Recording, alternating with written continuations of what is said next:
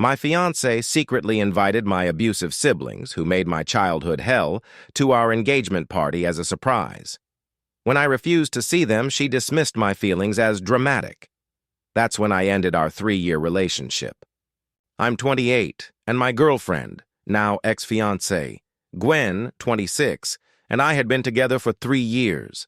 We got engaged 6 months ago. Our engagement party was set for last weekend, but it never happened. We're no longer together. First, some background. I have 2 older siblings, Darwin, 32, and Samantha, 30. We appeared to be a typical middle-class family, parents with regular jobs, a suburban home. From the outside, everything seemed perfectly normal, but the reality was far from it. Darwin and Samantha made my childhood a living hell. They weren't just bothersome siblings. Their cruelty profoundly impacts me to this day. Darwin, 4 years my senior and stronger, would physically overpower me, forcing me to eat dirt from the yard. He claimed it would toughen me up, calling me weak and saying I needed to learn to be a man whenever I cried. Samantha, however, was even worse, her cruelty more insidious. She'd deliberately break my toys, then blame my clumsiness when reporting it to our parents. She skillfully convinced them I was fabricating stories whenever I attempted to explain.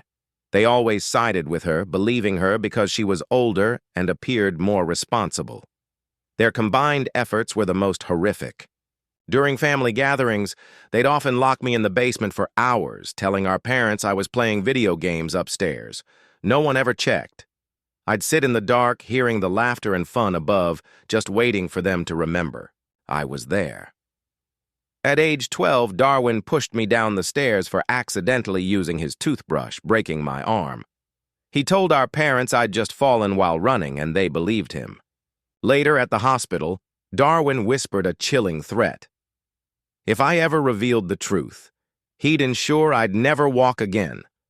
I was terrified, and I believed him.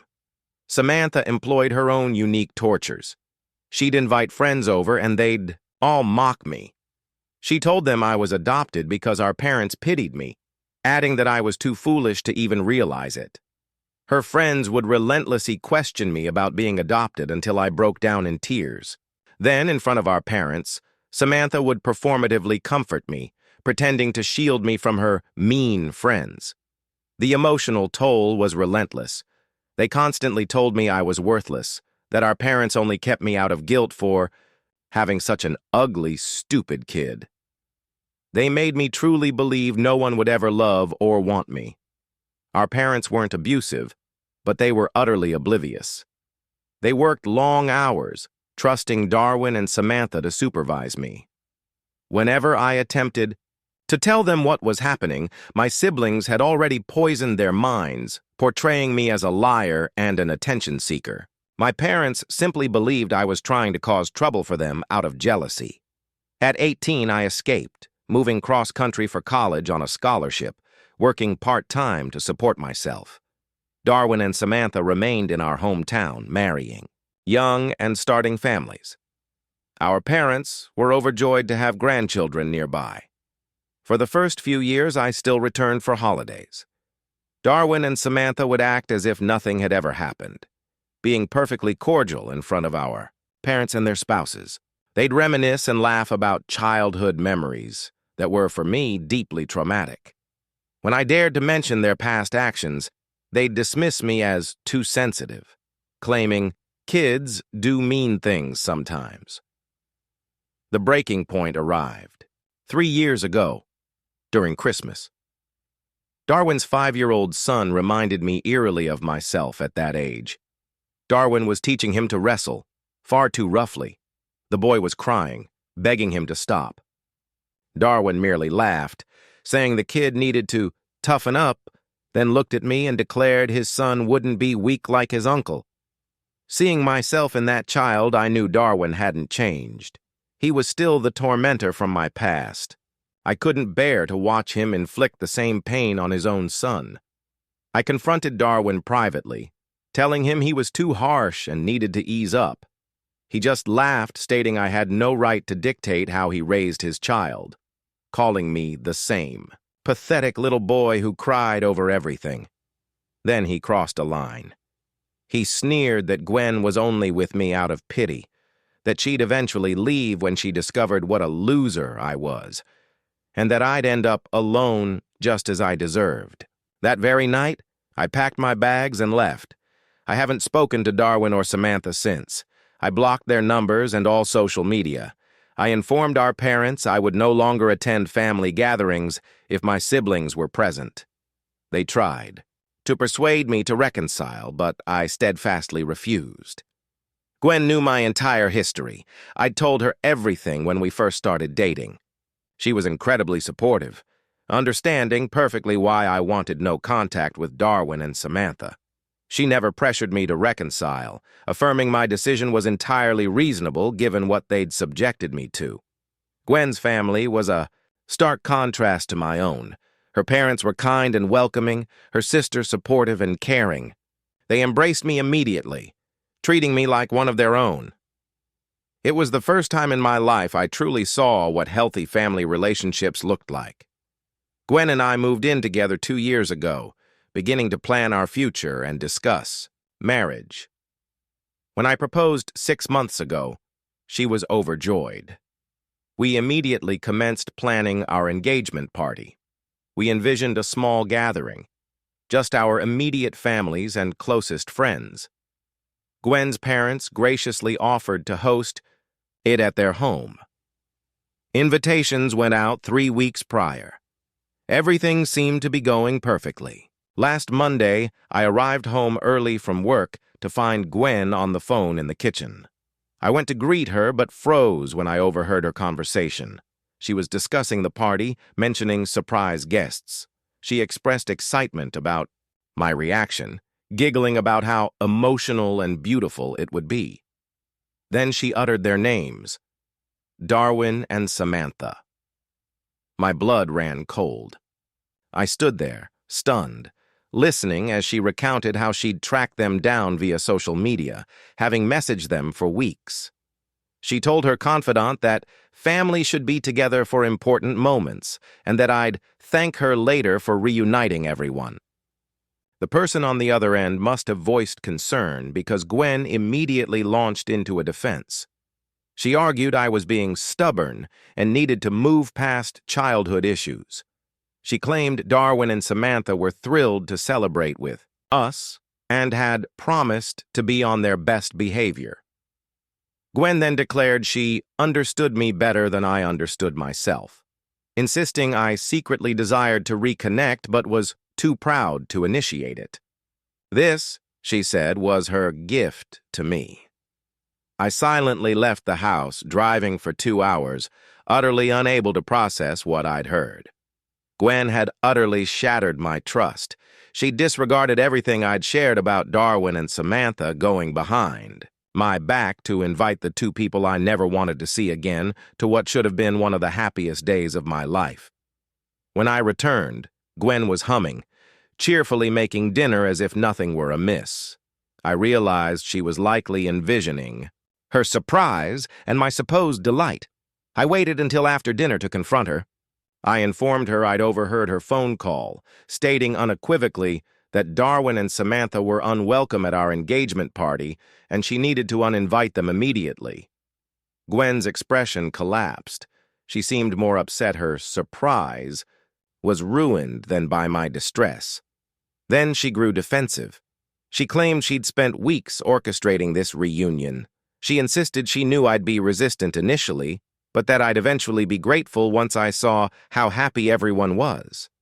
I reiterated why Darwin and Samantha couldn't be at our party, reminding her of every terrible thing they'd done to me. I emphasized this wasn't about stubbornness or holding grudges. It was about protecting myself from people who had inflicted serious psychological harm. Gwen actually rolled her eyes. She called me dramatic, saying sibling rivalry was normal. She insisted Darwin and Samantha were now adults with their own families, that they'd grown up and changed, and I needed to give them a chance. I demanded to know how she could make such a decision without consulting me first, how she could invite them to our engagement party, knowing I explicitly didn't want them there. Gwen responded that she was trying to help me heal, that holding onto anger wasn't healthy. She claimed our future children deserved to know their aunts and uncles, and that she was thinking about our family's future. The discussion devolved into a frustrating loop. Gwen simply refused to grasp the depth of my upset, continually asserting she knew what was best for me. I gave her an ultimatum. The party was off if Darwin and Samantha were coming. Gwen retorted I was being ridiculous and stormed off to bed. I spent the night on the couch replaying everything. I realized this wasn't merely about the engagement party. It was about Gwen's profound disrespect for my boundaries and my past experiences. She had unilaterally decided my trauma was invalid, believing she knew better than I did what I truly needed. The next morning, I reiterated to Gwen that I was serious about canceling the party. She responded that she'd already confirmed with Darwin and Samantha, and it was too late to alter plans. I packed a bag and moved in with my friend Jake, needing space to process. Gwen called repeatedly that day, but I ignored her. Her voicemails alternated between apologies and accusations that I was overreacting. So, that brings us to today. The engagement party was slated for tomorrow. Gwen continues to text, insisting Darwin and Samantha are still attending. She claims she won't cancel on them because it would be rude. I'm at a loss. I love Gwen, but I cannot forgive this profound betrayal. She bypassed me completely to invite the very people who made my childhood a nightmare. She refuses to acknowledge her wrongdoing, instead framing me as the problem for not wanting to see them. Am I overreacting? Should I attempt to fix things with Gwen, or is this relationship truly irreparable? Update 1. 2 weeks ago, I posted about Gwen inviting my siblings, Darwin and Samantha, to our engagement party without my knowledge. Many asked for an update, so here it is. The engagement party never took place. Gwen refused to disinvite Darwin and Samantha, so the morning of the party, I called her parents and explained the entire situation. They were appalled and instantly canceled everything. Gwen's mother called all the guests to inform them the party was off. When Gwen discovered what I'd done, she was furious. She screamed at me, accusing me of embarrassing her publicly and ruining the most important day of our relationship over something stupid. I returned to her apartment to retrieve more of my belongings while she was at work. There, I discovered printed emails exchanged between Gwen and my siblings dating back 6 weeks. Reading them fundamentally altered everything for me. Gwen hadn't merely invited them, she'd been orchestrating a complete reconciliation between us. She'd told Darwin and Samantha that I missed them but was too stubborn to reach out, even, claiming I talked about them constantly and regretted cutting contact. Darwin and Samantha played their roles flawlessly. They expressed how much they missed me and how sorry they were we'd drifted apart, claiming they understood my childhood hurts and wanted to make things right. These emails churned my stomach.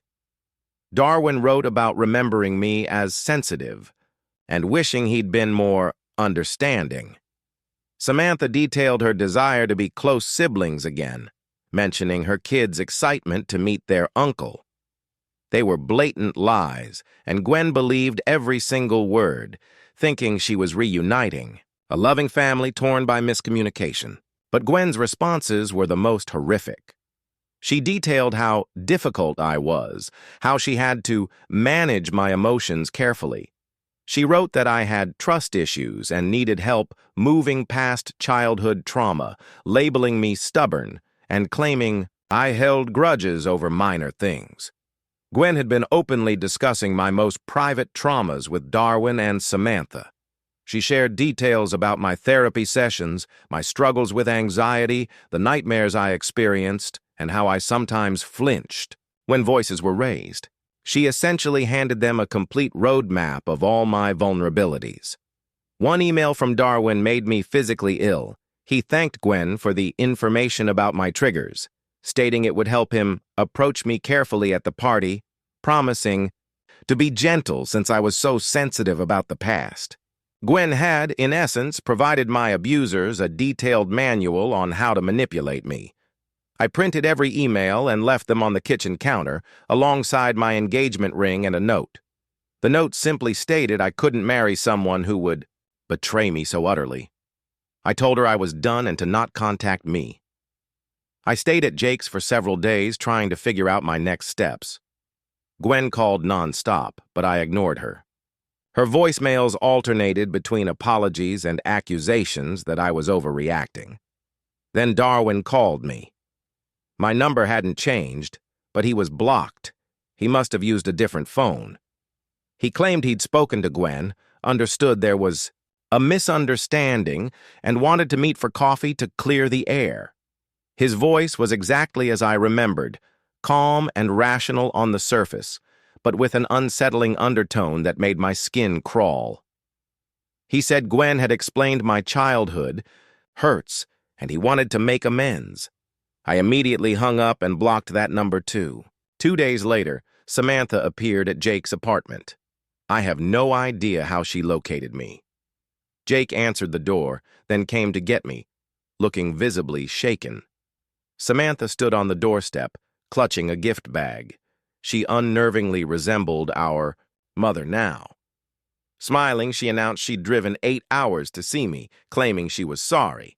I was upset about the party and wanted to talk things through. I told her to leave. She ignored me, launching into how much she'd missed me, saying her kids wanted to meet their uncle and had made me a card. She produced a construction paper card adorned with stick figures and glitter. The manipulation was blatant, yet it still got to me. She was leveraging her children emotionally, just as our parents had when I first went no contact. I took the card, then warned her I'd call the police if she didn't leave instantly. Her smile vanished. For a fleeting second, I saw the same cold stare she'd given me as a child. Then she reapplied the smile, stating she'd wait for me to calm down. Jake, a large man, stepped forward and firmly told her to leave. His presence immediately altered her demeanor. She stated she understood I needed space and would be in town for a few more days if I changed my mind. After she left, Jake relayed what she'd said at the door. She'd introduced herself as my sister, claiming she was there to fix our family, then inquired if he knew how stubborn I could be and if he thought I'd listen to reason. She was clearly fishing for information, just as she'd done with our parents' friends when we were kids. That night, Gwen appeared at Jake's apartment, tear-streaked and looking distraught. She pleaded with me to talk, assuring me she could fix everything. She admitted she'd made a mistake, but insisted her intentions were good. I agreed to speak with her outside. She immediately began apologizing, claiming she understood my upset. But then, she astonishingly said Darwin and Samantha seemed like nice people who genuinely wanted to reconnect. She suggested perhaps I'd been too harsh, cutting them off completely. That moment confirmed she still utterly failed to grasp the gravity of her actions. Even witnessing my profound distress, she still sided with Darwin and Samantha over me, still believing she knew better about my own family. I told her we were finished and she needed to stop contacting me. Gwen collapsed in tears, declaring her love and inability to lose me over this. She promised she'd never contact Darwin and Samantha again if I'd just give her another chance, but it was futile. The trust was irreparably broken. She had betrayed me in the most devastating way imaginable, then doubled down when confronted, sharing my private information with people she knew had hurt me. She had dismissed my trauma and appointed herself the arbiter of what was best for me. I informed her I'd collect my remaining belongings from our apartment while she was at work. Despite her continued weeping and pleas, I walked back inside, leaving her on the doorstep. The next morning, Darwin called Jake's phone. Jake answered, and Darwin asked to speak with me. Jake promptly hung up. An hour later, my mother called Jake's phone. Darwin and Samantha had contacted her, claiming Gwen was attempting to reunite our family. My mother demanded to know why I was being so difficult and hurting everyone's feelings. I recognized Darwin and Samantha were escalating their campaign to force contact. Having successfully manipulated Gwen, they were now working on our parents, painting themselves as victims of my unreasonable anger. I realized I had to escape all of them. I requested a transfer to my company's office in another state. My boss approved it immediately, as they'd been seeking someone to relocate for months. I secured a new apartment and began making moving arrangements. Jake helped me retrieve my belongings from Gwen's place while she was at work. I left my key, taking only what was mine. Gwen called Jake's phone one last time before I left town, hysterical. She claimed Darwin and Samantha were constantly contacting her, demanding my whereabouts, and were even driving by her apartment and following her to work. She now understood why I'd cut contact, realizing they weren't the nice people she'd imagined. She apologized for not believing me and admitted she was scared of them. Gwen begged me for advice. She'd told them she didn't know where I was, but they didn't believe her. Darwin had become aggressive, demanding my new address. I advised Gwen to document everything and call the police if the harassment continued, to block their numbers, and to avoid going places alone until they lost interest. Gwen then asked if we could try to reconcile now that she understood the truth about Darwin and Samantha. She claimed she'd made a terrible mistake, but had learned her lesson. I told her it was too late. The trust between us was irrevocably broken. I expressed regret that she was facing consequences for her actions, but stated I couldn't help her further. Gwen cried harder, declaring her love and willingness to do anything to fix what she had broken, promising to move away from Darwin and Samantha and never contact them again. I told her I had to go and hung up. I then called my supervisor, explaining my ex-girlfriend might attempt to call again. He assured me all calls would be screened moving forward. That night, an email arrived from an unfamiliar address with the subject line, "Important Family News." I nearly deleted it, but something prompted me to open it. It was from Darwin, who'd created a fake email account to reach me. The message claimed our father had been in a car accident and was hospitalized, stating I needed to come home immediately because he was asking for me. I called the hospital Darwin named, and the nurse confirmed no one by that name was a patient there. I then called 2 other hospitals in my hometown, receiving the same answer. Darwin had fabricated a medical emergency, a cruel ploy to trick me into returning home or calling him back. I forwarded the email to my parents' address, explaining Darwin was fabricating emergencies to try to contact me, and that this was precisely the manipulation I sought to avoid. My mother called within the hour, furious, accusing me of lying about our father's health. She insisted Darwin would never make up something so serious, and that I was being paranoid. I told her to call Darwin herself and ask which hospital our father was supposedly in, urging her to verify the fake story. My mother flatly refused, saying she didn't need to check Darwin's story because she knew he would never lie about something like that. She then claimed I was obviously having mental health problems if I thought Darwin would invent a fake emergency. I understood then that my mother would never believe Darwin capable of such manipulation, even when presented with irrefutable evidence. She had chosen to embrace his version of reality, regardless of the truth.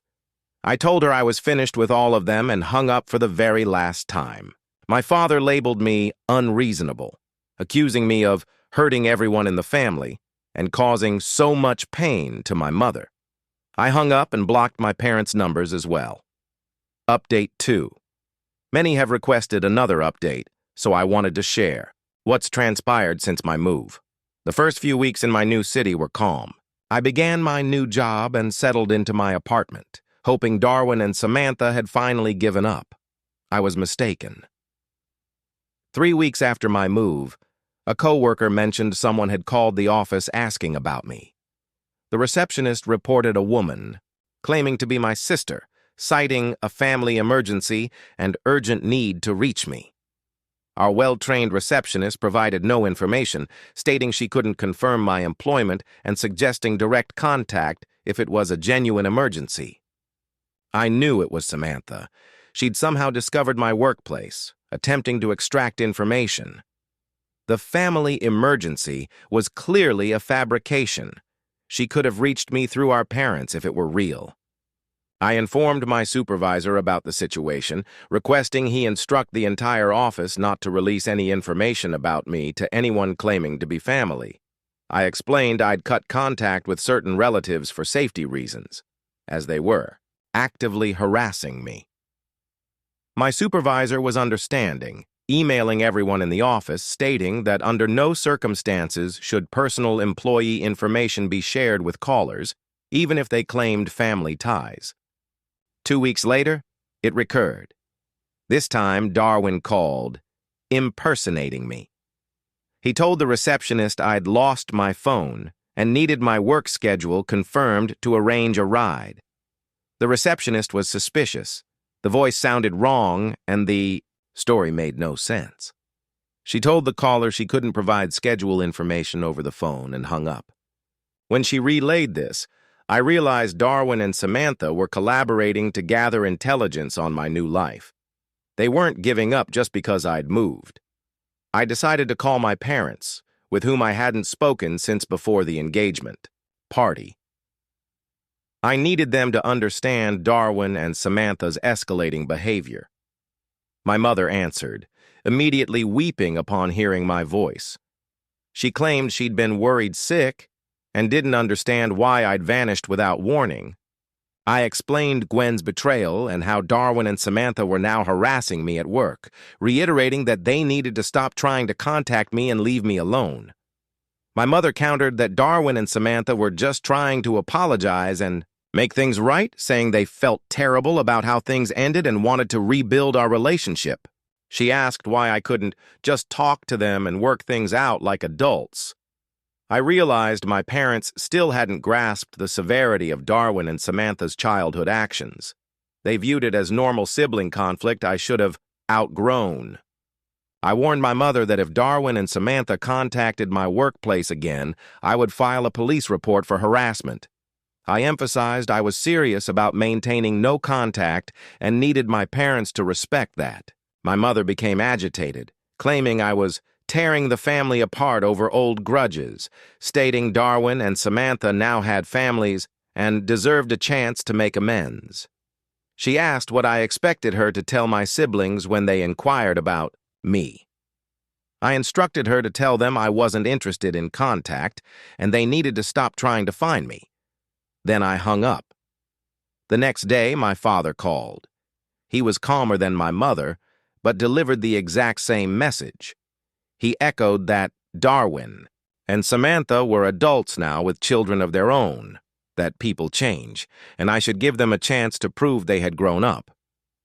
My father acknowledged my childhood hurts, but stated, holding grudges forever was not healthy, adding I was missing out on relationships with my nephews and nieces who had done nothing wrong. I asked my father if he remembered when Darwin broke my arm. He was silent for a long moment. Then he recalled me falling down the stairs, and Darwin being very upset about it, saying Darwin had been so worried about me at the hospital. That conversation revealed the extent to which Darwin and Samantha had entirely rewritten our family history. My parents genuinely believed Darwin was a caring older brother devastated by my injury. I realized it was futile to try and convince them of the truth. They'd lived with Darwin and Samantha's narrative for so long. They couldn't accept any other reality. I told my father I was done discussing this topic. I stated that if they couldn't respect my decision to have no contact with Darwin and Samantha, then I would have no contact with them either. My father labeled me unreasonable, accusing me of hurting everyone in the family and causing so much pain to my mother. I hung up and blocked my parents' numbers as well. A week later, Gwen called my work number directly. She'd somehow obtained it, bypassing the receptionist. My supervisor transferred the call before I could stop him. Gwen was crying, saying she desperately needed to talk. She explained Darwin and Samantha were constantly calling her, demanding my whereabouts, and were even driving by her apartment and following her to work. She now understood why I'd cut contact, realizing they weren't the nice people she'd imagined. She apologized for not believing me and admitted she was scared of them. Gwen begged me for advice. She'd told them she didn't know where I was, but they didn't believe her. Darwin had become aggressive, demanding my new address. I advised Gwen to document everything and call the police if the harassment continued, to block their numbers, and to avoid going places alone until they lost interest. Gwen then asked if we could try to reconcile now that she understood the truth about Darwin and Samantha. She claimed she'd made a terrible mistake, but had learned her lesson. I told her it was too late. The trust between us was irrevocably broken. I expressed regret that she was facing consequences for her actions, but stated I couldn't help her further. Gwen cried harder, declaring her love and willingness to do anything to fix what she had broken, promising to move away from Darwin and Samantha and never contact them again. I told her I had to go and hung up. I then called my supervisor, explaining my ex-girlfriend might attempt to call again. He assured me all calls would be screened moving forward.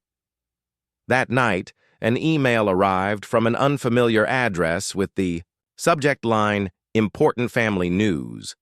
I nearly deleted it, but something prompted me to open it. It was from Darwin, who'd created a fake email account to reach me. The message claimed our father had been in a car accident and was hospitalized, stating I needed to come home immediately because he was asking for me. I called the hospital Darwin named, and the nurse confirmed no one by that name was a patient there. I then called 2 other hospitals in my hometown, receiving the same answer. Darwin had fabricated a medical emergency, a cruel ploy to trick me into returning home or calling him back. I forwarded the email to my parents' address, explaining Darwin was fabricating emergencies to try to contact me, and that this was precisely the manipulation I sought to avoid. My mother called within the hour, furious, accusing me of lying about our father's health. She insisted Darwin would never make up something so serious, and that I was being paranoid. I told her to call Darwin herself and ask which hospital our father was supposedly in, urging her to verify the fake story. My mother flatly refused, saying she didn't need to check Darwin's story because she knew he would never lie about something like that. She then claimed I was obviously having mental health problems if I thought Darwin would invent a fake emergency. I understood then that my mother would never believe Darwin capable of such manipulation, even when presented with irrefutable evidence. She had chosen to embrace his version of reality, regardless of the truth. I told her I was finished with all of them and hung up for the very last time. Update 3. This will be my final update, as I believe I've shared enough of this ordeal. After Darwin's fabricated emergency email, things rapidly escalated. Within a week of my call with my mother, I began receiving emails from numerous fake accounts. While each claimed to be from a different person, Darwin's writing style was unmistakable. One email purported to be from a childhood friend, stating, "Darwin was hospitalized and asking for me." Another was supposedly from Samantha's daughter, claiming her mom cried daily because Uncle Marcus didn't love her anymore. The emails grew increasingly manipulative and desperate as Darwin devised elaborate fake scenarios to guilt me into responding. I forwarded them all to a folder and ceased reading them. Then something pivotal occurred. Gwen called my work. Again, but this time she wasn't crying. Her voice was different, scared, yet also enraged. She said she needed to warn me about something Darwin had told her. Gwen explained Darwin had been pressuring her for my address and workplace details. When she refused, he grew aggressive, calling her stupid for protecting someone who didn't care about her. Then Darwin uttered something that laid bare his true intentions. He told Gwen I'd always been weak and needed to be taught lessons. He claimed I'd run away like a coward, but he knew how to find me and make me face the consequences of disrespecting family. Darwin explicitly told Gwen he had ways of making people cooperate, and I'd learn not to ignore him. He added that some people needed to be reminded of their place in the world. Gwen finally realized Darwin wasn't merely seeking reconciliation. He was planning to harm me. She described his tone as cold and threatening. She said she finally grasped why I had been so terrified of him. Gwen had recorded a portion of their conversation on her phone and played it for me. Hearing Darwin's voice made my hand tremble. He sounded precisely as he did in our childhood, and it was clear he intended something terrible. In the recording, Darwin laughed about how I used to cry when he locked me in the basement. He sneered that I was still the same pathetic kid who ran away from problems instead of facing them like a man. He concluded by saying when he found me, he would remind me what happens to little boys who disrespect their big brother. Gwen apologized again for her disbelief, acknowledging she'd put me in danger by inadvertently providing Darwin and Samantha a means to find me. She offered to go to the police with the recording and file a report regarding Darwin's threats. I thanked Gwen for the crucial warning, but told her I'd handle it myself, not wanting her further entangled. I took the recording to the police in my new city and filed a harassment report. The officer was helpful, suggesting they could contact Darwin to issue a warning. However, he clarified that since Darwin hadn't made specific threats of physical violence and lived out of state, there was limited action they could take unless he physically appeared. I decided I needed to implement more serious self-protection measures. I hired a security consultant specializing in stalking cases. He helped me enhance my apartment's security and educated me on what to look for if Darwin ever arrived in my city. The consultant also assisted me in setting up monitoring for my credit reports and online accounts, explaining that individuals like Darwin often escalate to identity theft or financial harassment when direct contact fails. 2 weeks later, Darwin validated his assessment. I received an alert that someone had attempted to open a credit card in my name using an old address. The application was denied due to the security freezes I'd already initiated, but it confirmed Darwin was now actively trying to steal my identity. I filed a police report regarding the identity theft attempt and sent copies to the police in Darwin's city. I also dispatched a formal cease and desist letter via a lawyer, demanding Darwin cease all contact and harassment. Darwin's response came through Samantha. She sent a lengthy email claiming the family was hurt by my accusations against Darwin. She asserted Darwin was only trying to help me by checking my credit after my sudden disappearance, pretending he was concerned I might be in financial distress and unable to seek assistance. The email was quintessential Samantha manipulation, twisting Darwin's illegal actions into concern for my well-being, making him sound like a caring brother unfairly accused. But the email also contained deeply unsettling information. Samantha detailed specifics about my new apartment building and the grocery store I frequented. She knew I'd recently changed jobs and was engaged in a particular work project. Darwin and Samantha weren't just attempting contact anymore, they were actively investigating my new life, meticulously gathering detailed information about my daily routines. I forwarded Samantha's email to the police and my security consultant. He suggested considering another relocation, but I was exhausted from running. I had established a life in my new city and refused to abandon it because of Darwin and Samantha's harassment. Instead, I implemented measures to make myself harder to track. I moved to a different, secure apartment building with restricted access. I altered my work schedule and varied my routes to and from the office, and began having groceries delivered instead of shopping in stores. The harassment persisted in subtler ways.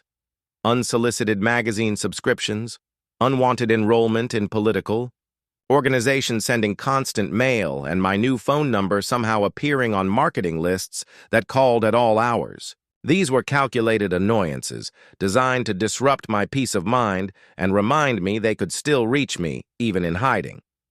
However, after a few months, The harassment began to wane. The fake emergency emails ceased. No one called my workplace, inquiring about me. Suspicious mail and calls stopped altogether. I believe Darwin and Samantha finally realized their manipulative tactics were futile. They'd exhausted every method, from fabricated emergencies to identity theft, and nothing had yielded a response. I hadn't contacted them or anyone in my family, despite all their efforts. It's been 4 months since the last harassment incident, and I'm cautiously optimistic Darwin and Samantha have abandoned their attempts to force contact. My life is now quieter, more peaceful than it has been in years. I've forged new friendships at work and in my apartment building, and I've started dating someone who truly respects my boundaries and doesn't attempt to fix my family relationships. I know some might consider me harsh for severing ties with my entire family, believing families should forgive and resolve problems collaboratively. But those individuals have never endured the systematic cruelty Darwin and Samantha inflicted upon me. I protected myself the only way possible, by removing dangerous people from my life and refusing them re-entry. Gwen's betrayal illuminated the peril of forcing reconciliation without truly understanding the underlying situation. I lost my family, my fiancée, and had to completely reconstruct my life in a new city. Yet I gained something far more invaluable than any of those relationships: peace and safety. I no longer live in fear of Darwin and Samantha appearing to humiliate or harm me. Some individuals are simply incapable of change or redemption. Darwin and Samantha proved this with their escalating campaign of harassment, revealing their true nature when they couldn't manipulate me back into their control. I am done running from them, and I am done justifying my decisions to people who prioritize family connections over personal safety. My life is now truly my own, and I intend to keep it that way. Now, on to the next story. My world crumbled when my fiancé cheated on me with my gay friend. A year later, they're both trying to win me back, but I have a shocking surprise in store. I'm Sam, 33, and I was engaged to Vivian, 32, for the past year. We'd been together for 6 years before I proposed. I genuinely believed we had a fantastic relationship, but I was clearly mistaken. I first met Vivian during our final year of college, both of us majoring in business administration at State University. I vividly recall seeing her for the first time in our advanced marketing class. She walked in late, looking flustered, her long brown hair slightly wind-tousled. Our eyes met, and she offered a sheepish smile as she took the only empty seat, right beside me. We started chatting after class, and I was instantly captivated by her quick wit and infectious laughter. We discovered numerous shared interests: a love for hiking, an addiction to true crime podcasts, and a mutual weakness for spicy food. It wasn't long before we were dating. After graduation, we both secured jobs in the same city. I, an entry-level all-marketing position, and Vivian, an assistant brand manager role at a cosmetics company. We were thrilled to embark on our careers and build a life together. We found a modest downtown apartment, nothing lavish, but it was ours. I remember weekends spent rummaging through thrift stores for furniture, laughing hysterically as we attempted to assemble IKEA pieces without mutual destruction. Over the years, our careers flourished. I advanced to senior marketing manager while Vivian became a brand director. We upgraded to a nicer apartment, adopted a rescue dog named Max, and began earnestly discussing our future. I'd always envisioned settling down and starting a family, a dream I'd held since childhood, inspired by my parents' strong, loving relationship. Vivian appeared to share these aspirations. We frequently discussed how many children we desired, agreeing on 2, their names, and where we'd raise them. Last year, on our 6th anniversary, I knew it was time to propose. I organized a weekend getaway to the mountains, the site of our very first hiking trip. I carefully concealed the ring in my backpack, nervously checking its presence every few minutes during our ascent. As we reached the summit with the sun setting behind us, painting the sky in brilliant oranges and pinks, I knelt and asked Vivian to marry me. Her eyes welled with tears as she said yes, and I felt like the luckiest man on earth. We immediately commenced planning our wedding, set for the following summer. We envisioned an intimate outdoor ceremony with only our closest friends and family. Vivian immersed herself in the planning, creating countless Pinterest boards and enthusiastically dragging me to venue visits. Her excitement alone brought me immense joy. Billy, 31, is one of my closest friends. We've known each other since high school, meeting in detention. Me for ditching class for a concert, him for defending himself against a bully. We instantly connected over our shared passion for rock music and have been inseparable ever since. Billy came out as gay during our sophomore year of college. I recall his nervous call asking to meet up. When he told me, I simply hugged him, expressing my pride. Our friendship remained unchanged. If anything, it deepened. I supported him through his first heartbreak, and he supported me through countless personal struggles. When I started dating Vivian, I worried slightly about their compatibility. Billy can be quite sarcastic, and it takes some getting used to. But to my surprise, they clicked instantly, sharing a similar dry humor. Soon, the three of us were inseparable. Movie nights, game nights, weekend brunches, Billy became a consistent fixture in our lives. Roughly 3 months ago, I noticed a change in Vivian's behavior. She was constantly on her phone, smiling at texts. When I inquired who she was messaging, she'd vaguely dismiss it as just work stuff. Initially, I didn't overthink it, assuming she was simply busy with a new major project. However, other changes became apparent. She started going out more frequently, claiming to meet girlfriends, and would return late, faintly smelling of alcohol and cigarettes, peculiar, as Vivian had quit smoking years ago. When I asked about her evenings, she'd offer evasive answers and quickly shift the topic. I resisted being the jealous, suspicious boyfriend, attempting to push my concerns aside. I completely trusted Vivian. We'd been together so long, planning our future. I believed we were happy. Yet, I noticed her pulling away. Our intimacy dwindled, and when we were together, it felt distant, as if her mind was elsewhere. I tried to talk to her, asking if she was okay, if work stress was getting to her. She'd reassure me everything was fine, give a swift kiss, then find an excuse to exit the room. Last month, Billy called me unexpectedly, sounding distressed, asking to meet. I agreed, concerned something was amiss.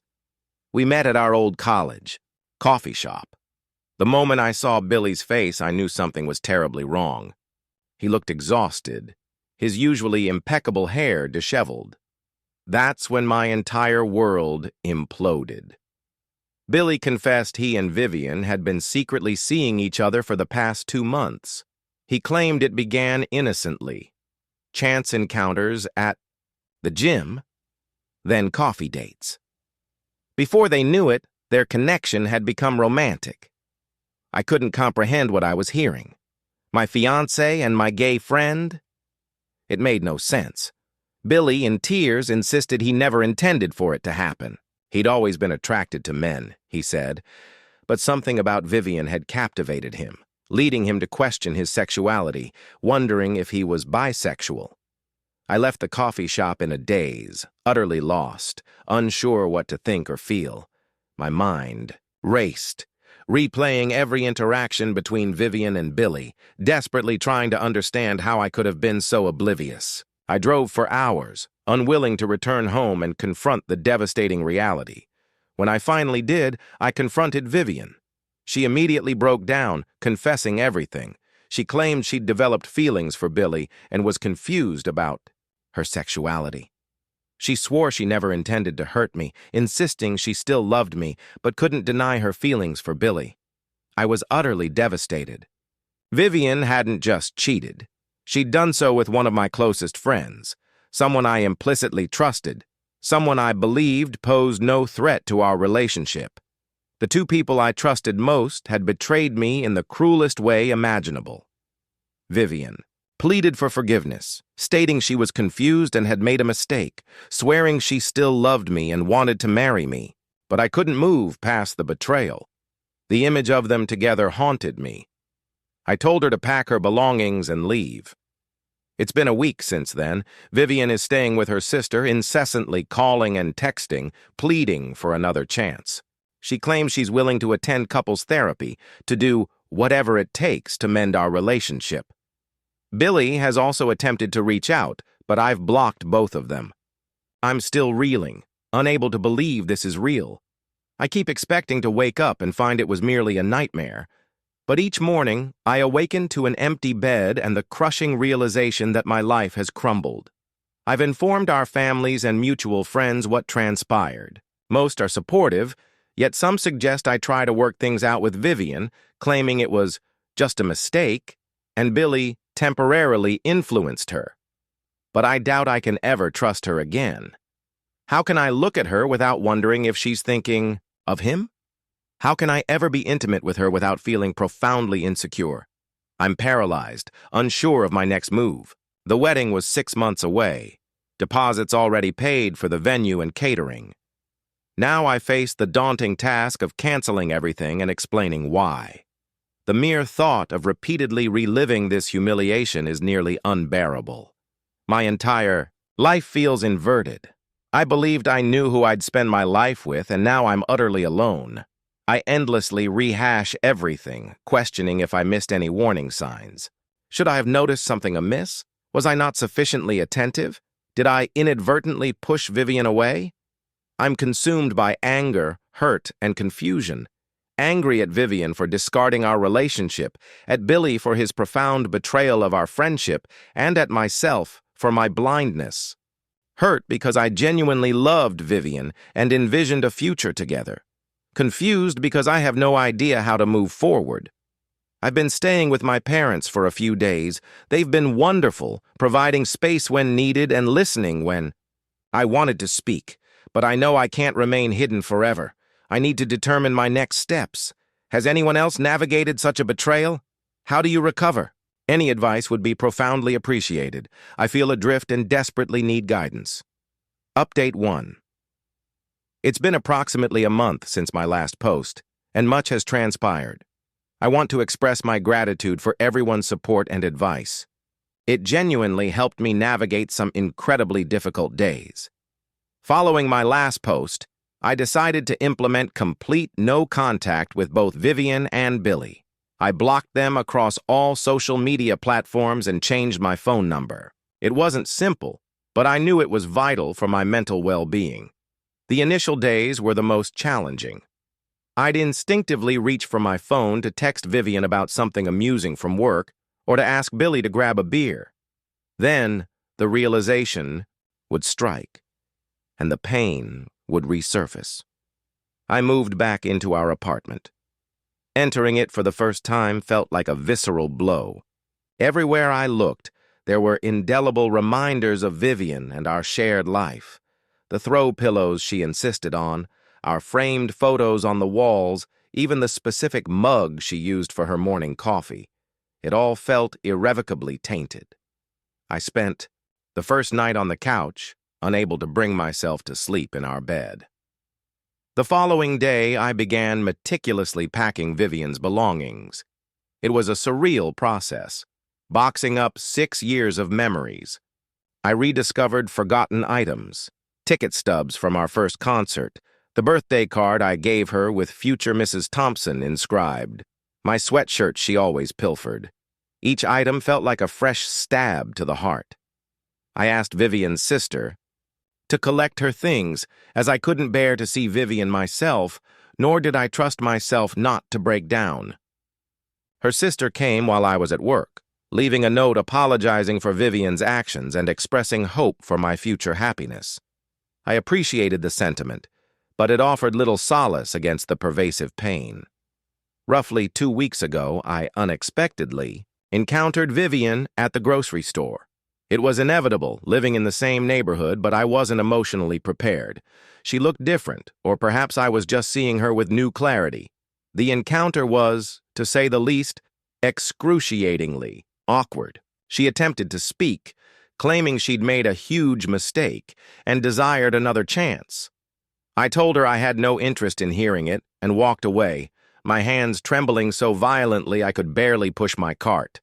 The following day, I learned from a mutual friend that Vivian and Billy are now officially dating. Apparently, they've chosen to explore their feelings for each other. I'm conflicted about how to process this.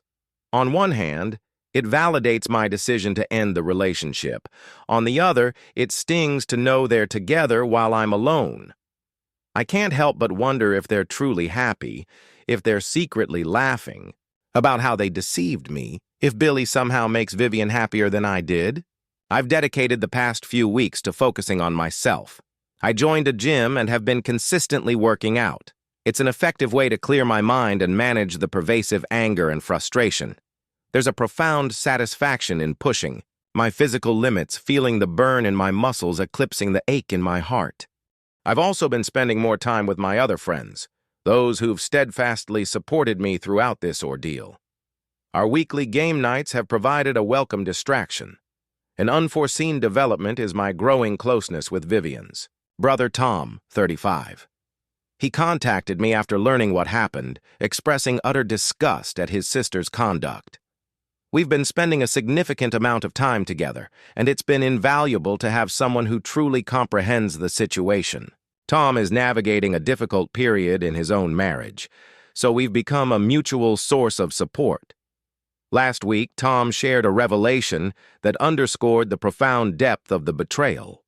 Apparently, Vivian had confided in him about her feelings for Billy months prior, long before I ever discovered it. Tom had advised her to be truthful with me, but she deliberately chose not to. It's agonizing to know her own brother foresaw this, while I remained utterly blind. I can't stop wondering, who else knew? Who else was secretly mocking me while I remained oblivious? I've initiated the arduous process of canceling the wedding arrangements. It's been a relentless nightmare dealing with vendors and attempting to recover deposits. Some have been empathetic, but others are making it incredibly difficult. Each interaction serves as another painful reminder of my immense loss. Every email, every phone call feels like I'm dismantling my future, not merely canceling a celebration. I'm still battling significant trust issues. The thought of dating again feels insurmountable right now. How can I ever fully trust someone after this? I know not everyone is like Vivian, but it's challenging not to be cynical. I find myself meticulously analyzing every interaction, searching for concealed motives or indications of deceit. It's utterly draining. Despite everything, I'm striving to maintain a positive outlook. I've begun planning a solo trip for what would have been our wedding month, figuring I should use that time for myself rather than wallowing in what might have been. I'm considering New Zealand. It's always been on my bucket list, and Vivian never had any interest. It feels like a small, empowering act of rebellion, doing something purely for myself. I still experience moments where I miss Vivian and the life we had meticulously planned. I miss waking beside her, sharing our inside jokes, envisioning our future. But then I recall her actions, and I know I am unequivocally better off without her. It's a lengthy journey ahead, but I'm navigating it one day at a time. I am profoundly grateful for the support I've received from this community. Knowing I'm not alone is immensely comforting. To anyone else enduring a similar ordeal, hold on. It unequivocally improves, even if it feels impossible right now. Update 2. 3 months have passed since my last update, and 6 since the initial breakup. Life has been a tumultuous roller coaster, but I'm finally beginning to feel a more stable foundation beneath me. The solo trip I mentioned was precisely what I needed. I spent 2 weeks backpacking across New Zealand, exploring places I'd always yearned to see. It was truly liberating to be autonomous, making decisions without considering anyone else's input. I hiked the Tongariro Alpine Crossing, went bungee jumping in Queenstown, an audacious feat I never imagined attempting, and spent a night stargazing at Lake Tekapo. The physical demands of the hikes and the breathtaking landscapes provided much-needed perspective. During my journey, I met wonderful individuals at my hostel. A diverse group of backpackers from various countries. We ended up traveling together for several days. It was incredibly refreshing to converse with people unaware of my past, who simply perceived me as Sam the Traveler, not Sam, the guy who got cheated on. I even had a brief, enjoyable fling with a fellow traveler, Sarah, 29 from Canada. It wasn't serious.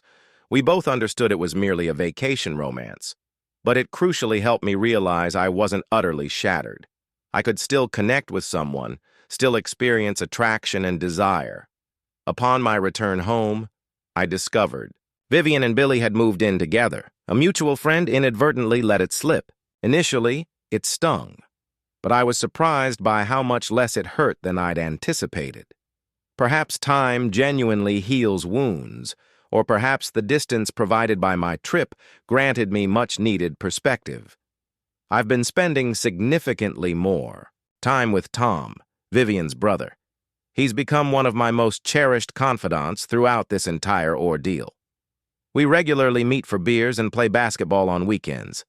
Last month, he confided in me that he's been struggling with his relationship with Vivian, feeling torn between his loyalty to me and his sisterly affection. I assured him I didn't want to cause a rift, but he stated he simply couldn't forgive her actions. It's a complex situation, and I empathize with his difficult position. Work has been an excellent diversion. I immersed myself in a demanding project, rebranding a major client which has been all-consuming, late nights, weekend brainstorming sessions, the whole 9 yards. It's been exhausting, but productively so. I received a promotion last week, a welcome boost to my self-esteem. It feels validating to be recognized for my hard work, especially after feeling so utterly worthless in the breakup's aftermath. I've cautiously re-entered the dating scene. Nothing serious yet, but it's good to put myself out there. Dating apps are an entirely new realm for me. It's peculiar to be back in the dating pool after so long, yet also exhilarating. I'm still actively addressing my trust issues, but I'm striving not to let my past experience with Vivian taint all future relationships. I've been transparent about my history with the women I've met, and most have been understanding. An unexpected, delightful development is reconnecting with Rachel, 32, an old college friend. We lost touch post-graduation, but serendipitously ran into each other at a mutual friend's birthday party. We've been spending a lot of time together, and there's a definite spark. She's aware of what happened with Vivian and has been incredibly patient and empathetic. I'm taking things slowly, but it's wonderful to feel that connection again. As for Vivian and Billy, I heard through the grapevine that their relationship isn't as harmonious as they'd anticipated. Apparently, they're struggling significantly with the repercussions of their affair. Many of our mutual friends have distanced themselves from them. I can't say I feel sorry for them. They made their choices, and now they must confront the consequences. I still have moments of anger, but they're becoming increasingly infrequent. I'm beginning to view this entire experience as a fortunate escape rather than a profound loss. If Vivian could betray me like this after 6 years, who knows what horrors might have unfolded if we'd actually married.